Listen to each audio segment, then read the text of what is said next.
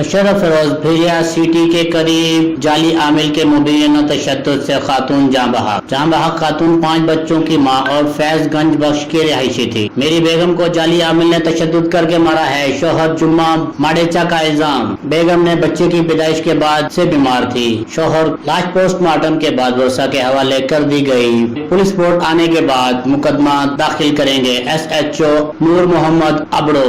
Cameraman team camera Nadeem Mughal, Raj news, Nishor Firoz.